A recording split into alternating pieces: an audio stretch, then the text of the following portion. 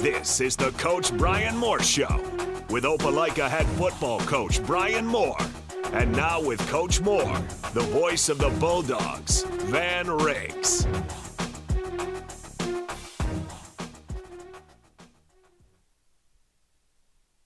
Welcome in on the Bryan Moore Show, playoff edition. First round playoff action coming up this Friday night at Bulldog Stadium alongside Coach Bryan Moore. I'm Van Riggs.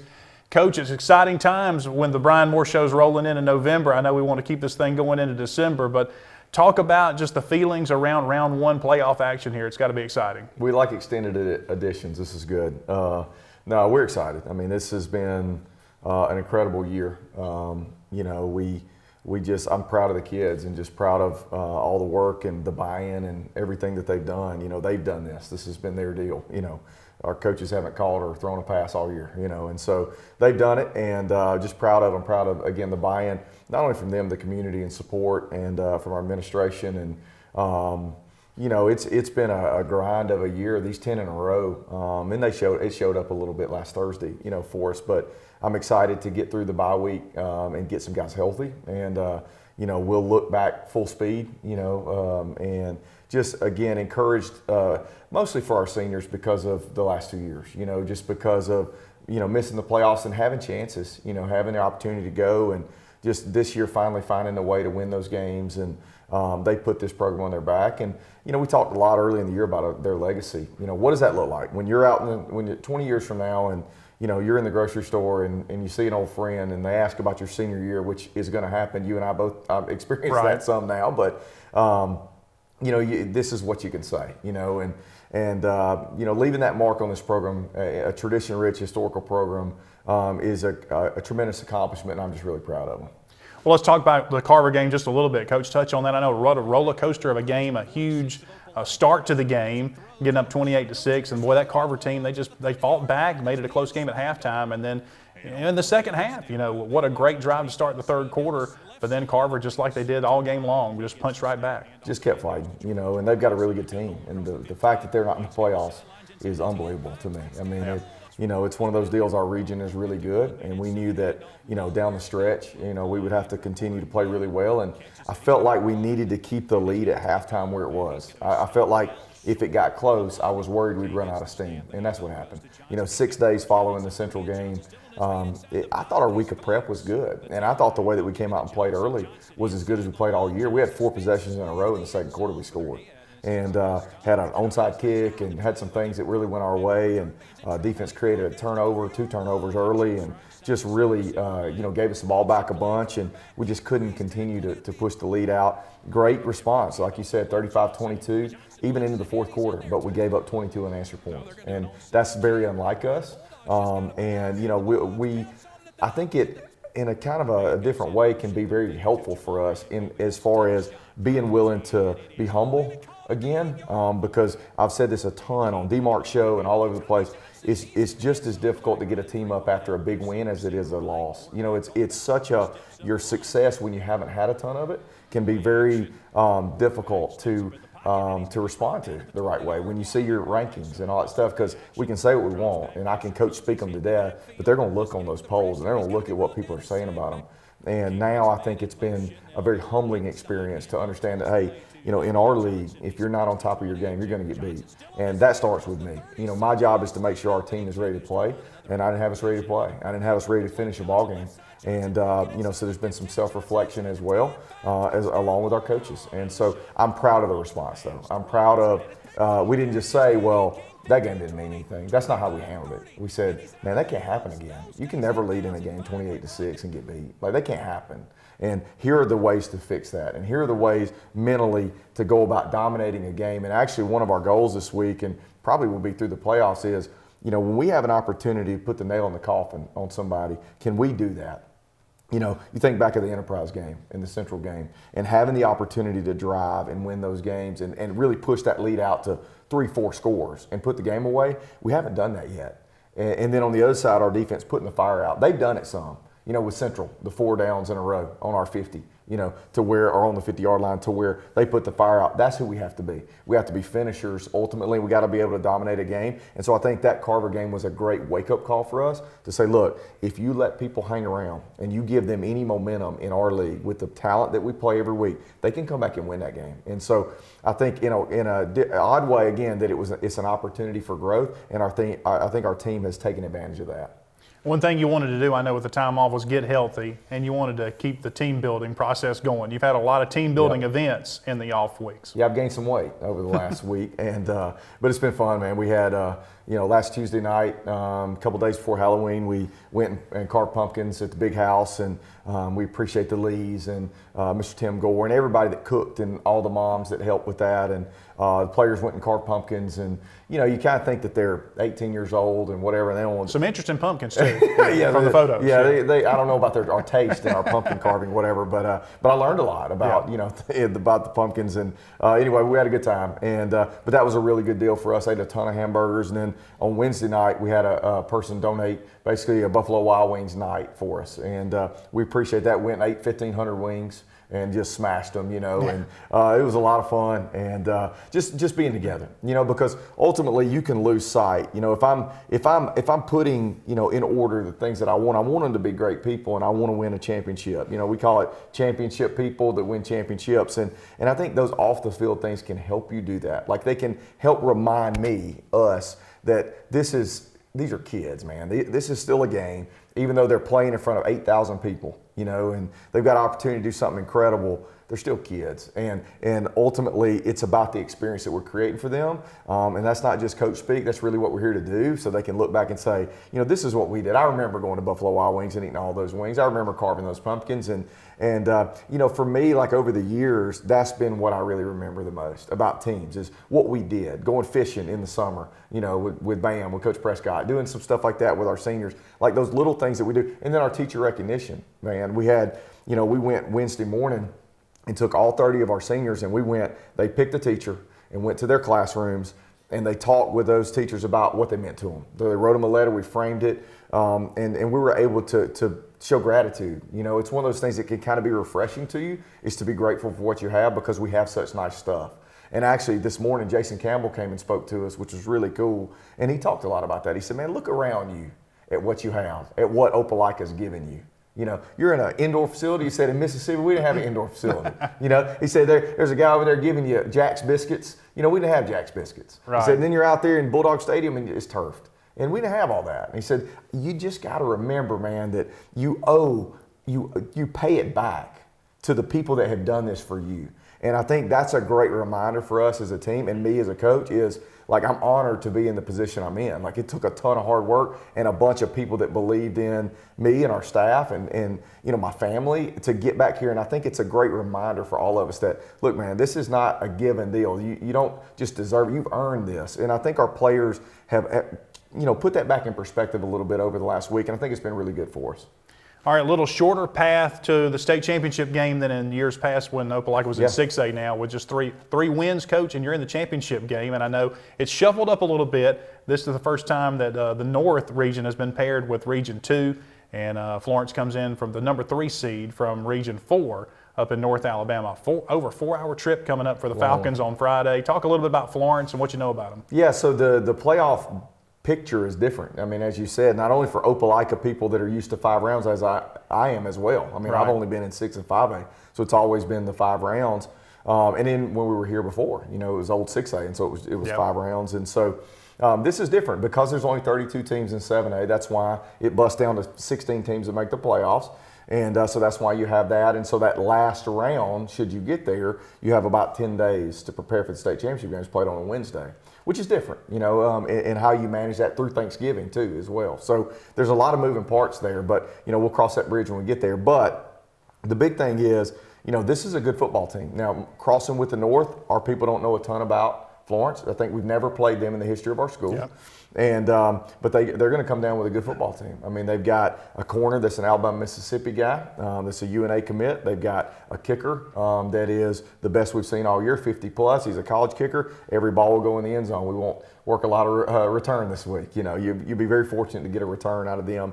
You know, they run to the football well. They're very well coached. Coach Morrison, I know him from being up in the north. That gives me a little bit of an advantage, I guess, because I am familiar with them. You know, we never played them when I was elsewhere, but I knew a lot about them and was able to see them different games against an opponent. So again, it gives me a little bit of comfort, I guess, in knowing a little bit about them. But it'll be a good football team. It's still a 7A playoff team, and but it would be nice to play in Bulldog Stadium. As you mentioned, you know, that would not be the trip I would want to go north on.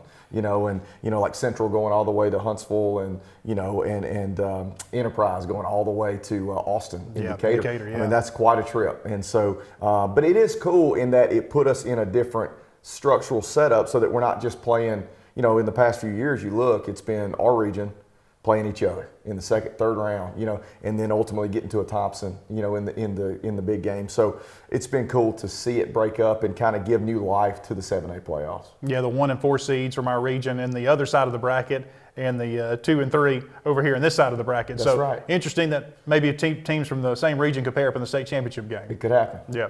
All right, we'll talk about this week. I know it's busy. Thursday, you'll have your lunch. You also have a pep rally planned at Bulldog Stadium. Yeah, so we'll have our lunch, same deal. Our fullbacks that we'll hear from in just a minute, and tight ends will join us at lunch. The fullbacks, and I think maybe the tight end group, maybe the corners are the only groups left that hadn't been to the luncheon, hadn't been on this show. And so I'm excited. They've had an incredible year, you know, and so I want to highlight them first. You know, they are just probably the most consistent position of our entire team all year. And they don't get a lot of recognition. You know, besides Blake, really, the other guys don't get a ton of touches. You know, we're still waiting on Julian's. You know, he's calling for it every day, you know. And but, you know, those guys have done a great job, including Drew Gagliano. He came as a receiver, so he's not going to be with us today. But, you know, again, I'm just really proud of that group. They've been very multiple.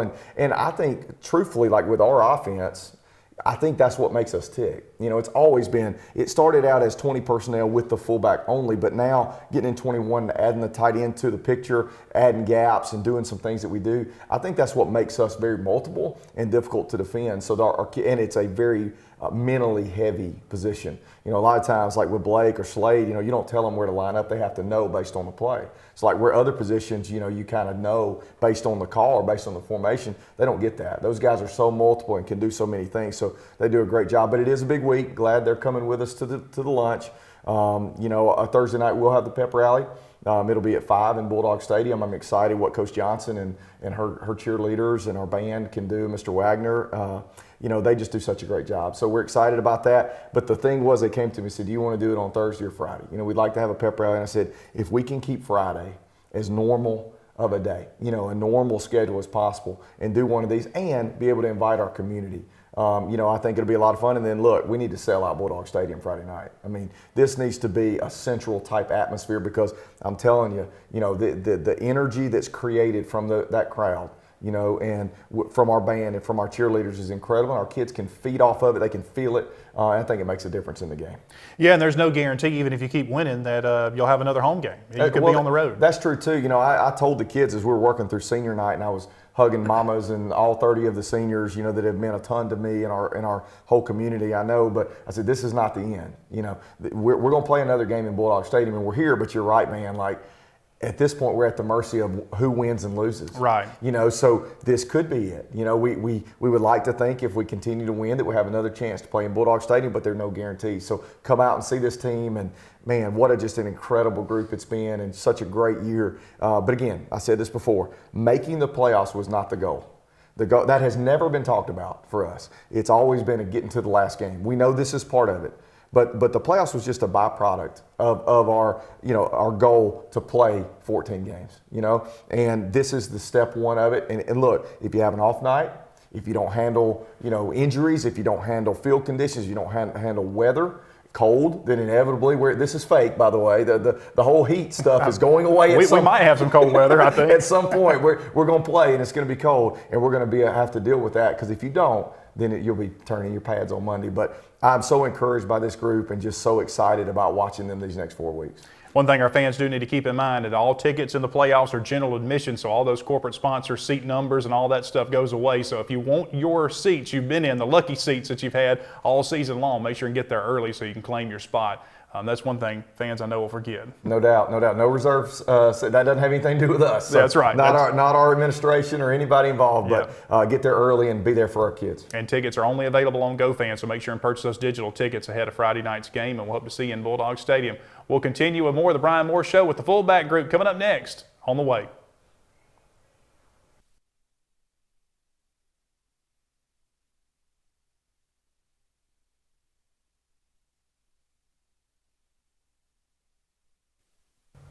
Welcome back here on the Bryan Moore Show. We're excited to have the fullback group and, of course, offensive coach J.D. Atkins with us. And we've also got fullbacks coach Mason Taylor with us here. And I've got a big group here. We'll start.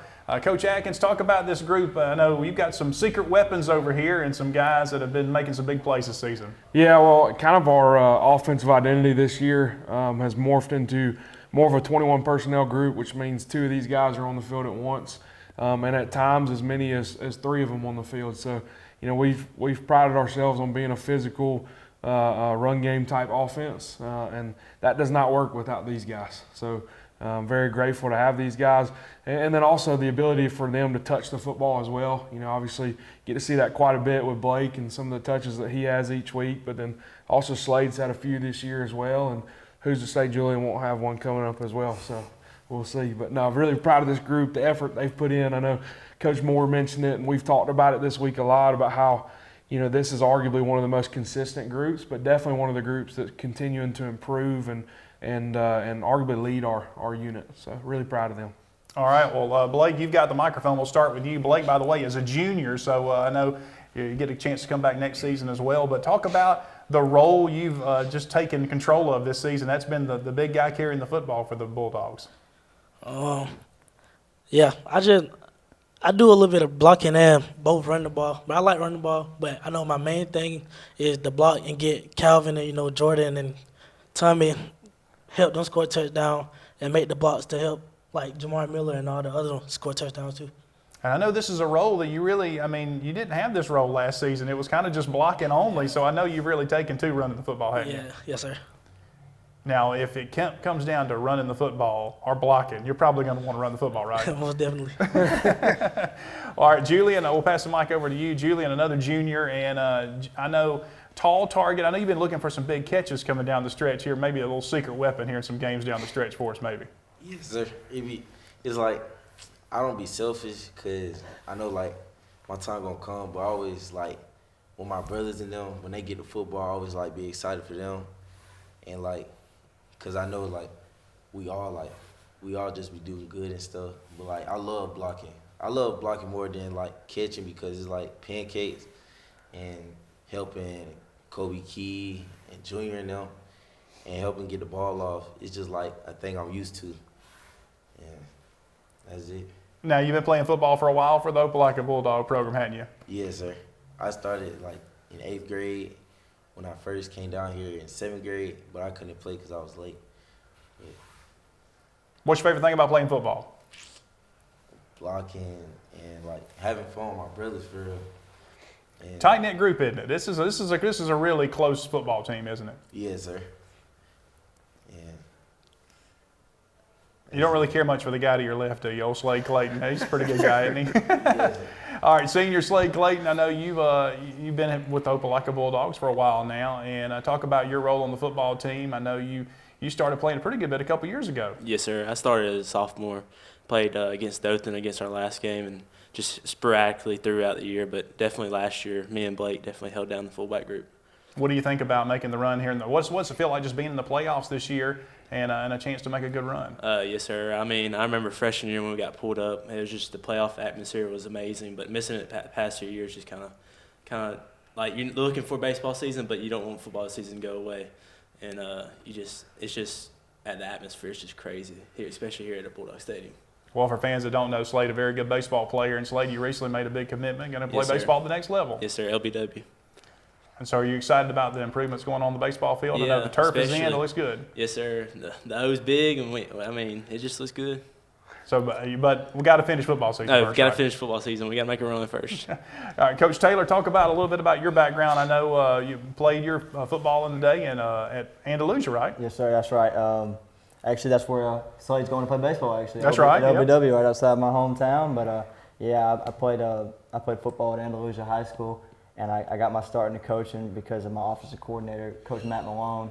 Took the head coaching job at Carroll High School, and he asked me to be the receivers coach there. And so, I was really blessed with an opportunity. And then, I'm still a student at Auburn University right now. And when I transferred from Troy to Auburn University, obviously it's a little bit of a drive, so right. you have to figure some stuff out. And luckily, I have a good connection with a great coach and J.D. Adkins, and I got the opportunity here, and it's just been a blessing ever since. It really has. So. Well, I know Coach Moore was talking really highly about how quickly you were taken to offense and just how quickly you observed. I mean, just soaked in everything, I should say. And what do you think about this team and the makeup of it? It's a special group of guys, and it's hard to put into words how great of a group this is. And you talk about me, getting back in the offense so quickly. It's not me. It's these guys over here that have. This is a special group of guys that I have so much love and so much. I cherish so much for them, and it's because they're the most unselfish people out here. And we got a lot of those guys on the team, especially on the offensive side of the football, which is where I spend most of my my time at. But it's a really close, like you said, close-knit group of guys, and they really care for each other, and they care about winning, and that's what the big picture looks like for the future too. Yeah, when you got a secret weapon over here like Blake Johnson, somebody on third. We got short, the hammer out here, and Blake, do you have a favorite nickname? The newspaper's giving you nicknames. We've given you nicknames. What's the favorite one that sort of stuck this season? Probably the hammer. They like the hammer. All right. Well, look out for the hammer maybe a little bit on Friday night inside Bulldog Stadium, again, against the Florence Falcons. Should be a good one in round one action. Don't forget, of course, the luncheon coming up Thursday, First Baptist Church, Opelika from noon to 1, community pep rally inside Bulldog Stadium at 5 o'clock, which is open to the public. Need a big crowd to cheer these guys on. And then get your tickets again at GoFan for the big game Friday night inside Bulldog Stadium. We'll have coverage beginning at 6 o'clock on 97.7 Kicker FM and, of course, the NFHS network as well. You've been listening to The Bryan Moore Show.